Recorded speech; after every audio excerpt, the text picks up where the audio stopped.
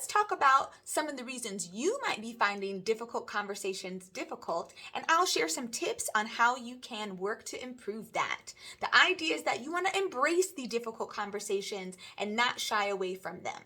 Hi, I'm Jovita and welcome to Grow with Jovita.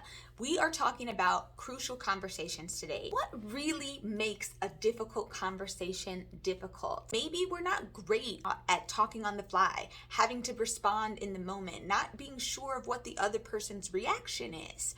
Think about some of the difficult conversations that you've had, whether it's with a coworker, a boss, a family member, a friend, if you had to give difficult feedback or receive feedback, if you're nervous about asking for a raise or promotion, going into an interview. For more examples on the different types of crucial conversations and why they are so important to your career development and personal growth, check out my other video here. Let's talk about the different reasons why you find difficult conversations difficult. The first reason that comes up a lot is that people just are not comfortable answering questions on the fly. That means being able to answer a question or respond to somebody, thinking that quickly and getting an articulate response out.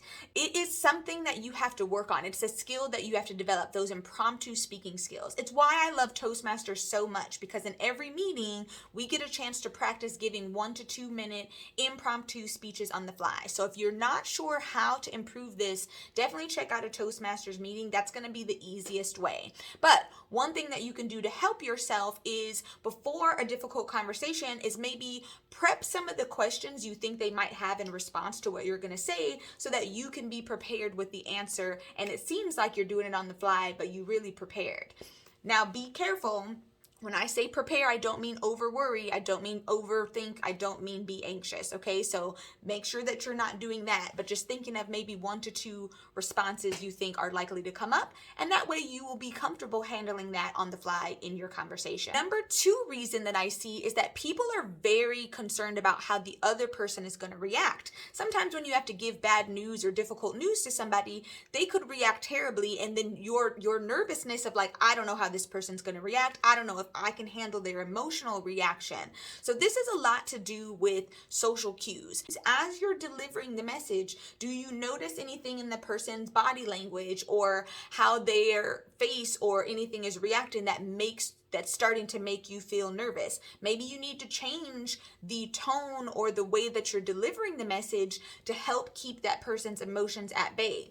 If you're really concerned, then definitely have somebody else there with you. Have somebody who's a more skilled communicator who can maybe de-escalate the situation if you think it's going to get out of hand. The third thing I would say that comes up is people are just not as confident when advocating for themselves. So some of the difficult conversations I mentioned about asking for a raise, a promotion, or doing an interview, it can be really difficult if you are not confident in advocating for yourself. So this is where you definitely want to work on your self-awareness. This is why I teach the SWOT analysis when I do any type of career transition coaching, because you really want to tap into what your strengths are and how you add value. When you feel confident going into the conversation, anything that comes up is going to be easy for you to handle. Overall, you can definitely embrace difficult conversations by working on your communication skills and emotional intelligence. The better you know yourself and the better you can pick up on social cues of others is going to help you adjust your communication style so that you can end up